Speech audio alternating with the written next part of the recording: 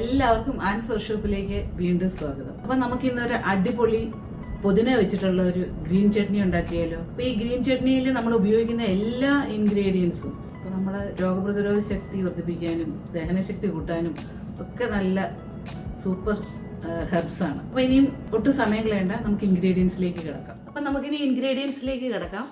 പുതിനയില 1 കപ്പ്, മല്ലിയില 2 കപ്പ്. ഇതിൻ്റെ എല്ലാം കഴിവതും ഇതിൻ്റെ എല്ലാം തണ്ട് ഒഴിവാക്കി ഇല തന്നെ എടുക്കുന്നതാണ് നല്ലത്.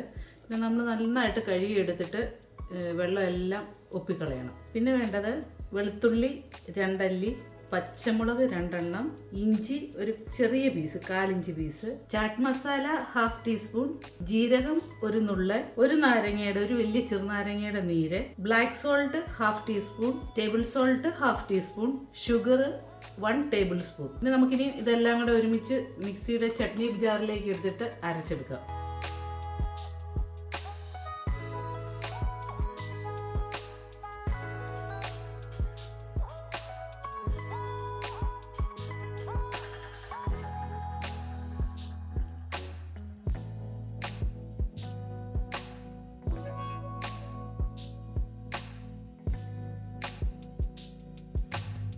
അപ്പം നമ്മുടെ മിന്റ് ചട്നി നല്ലതായിട്ട് അരിഞ്ഞിട്ടുണ്ട്.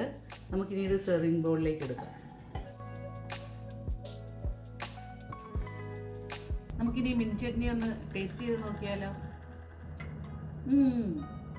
അടിപൊളി കിടില്. ഇത് തണ്ടൂരി ചിക്കൻ, ഏത് തരം ഗ്രില്ല് ചിക്കനും, കബാബ്, അങ്ങനെയുള്ള എല്ലാത്തിൻ്റെയും കൂടെ നല്ല വിഭവങ്ങൾ, ബിരിയാണി, അതിൻ്റെ കൂടുതലൊക്കെ നല്ല മാച്ചിങ് ആണ്. അപ്പോൾ ഇതെല്ലാവരും ഒന്ന് ട്രൈ ചെയ്ത് നോക്കുമല്ലോ. മറ്റൊരു വീഡിയോയുമായി വരുന്നത് വരെയും ബൈ ബൈ.